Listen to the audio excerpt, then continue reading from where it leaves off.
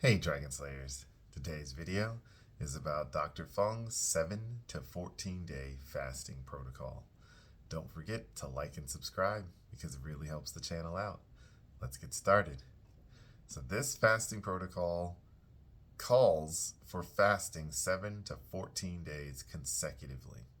This means 7 to 14 days in a row without any meals or snacks.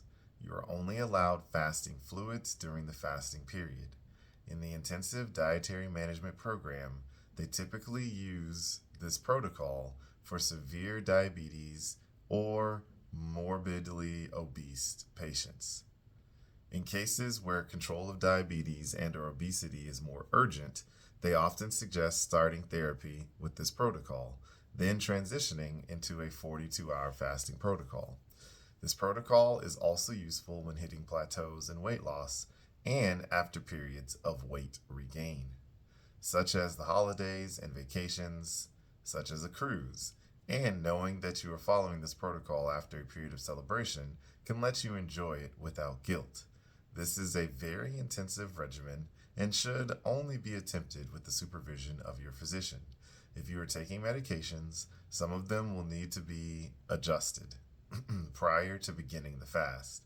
In this protocol, they are also recommending the daily use of a general multivitamin in order to prevent micronutrient deficiency.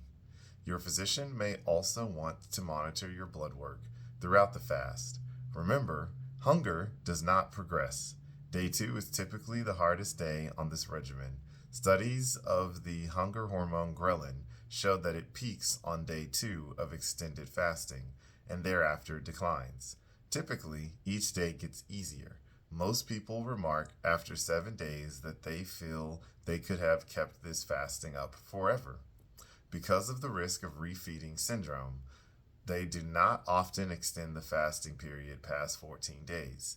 Instead, they recommend that you use an alternate day fasting schedule, such as the 36-hour protocol or 42-hour protocol, before repeating the 7 to 14 day fast.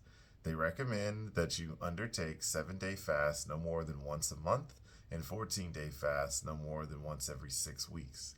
Remember that if at any point during the fast you do not feel well for any reason, you should stop. On this protocol, no meals or snacks are taken for at least 7 full days. For example, starting on Saturday morning and continuing through Saturday night. So this is Jason Fung's Fasting Final Frontier. I have done one 7-day fast 6 years ago when I first started my fasting journey, and then I did two 14-day fasts about 3 weeks apart. And yeah, it's intense. The first 7-day fast was not so bad. Day 4 for me was the hardest, but it was okay. The first 14-day fast also was not too bad. It is a psychological trick, right? You have to get your mind in a good space. I highly recommend not being stressed, obviously have no social obligations. The second 14-day fast was very difficult for me.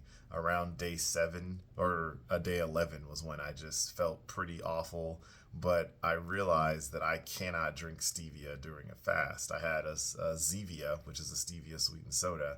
It spikes my hunger and it's not good. So I learned from that experience. I ended up completing the fast, but it was it was a terrible last 3 days. So I would say definitely try it out, but build your way up slowly. I would wait until you can 3-day fast with little problem before you try a 7-day. And I would try a 7-day fast with little problem before you try a 14-day. But that's what I've got for you guys today. Don't forget to like and subscribe because it really helps the channel out.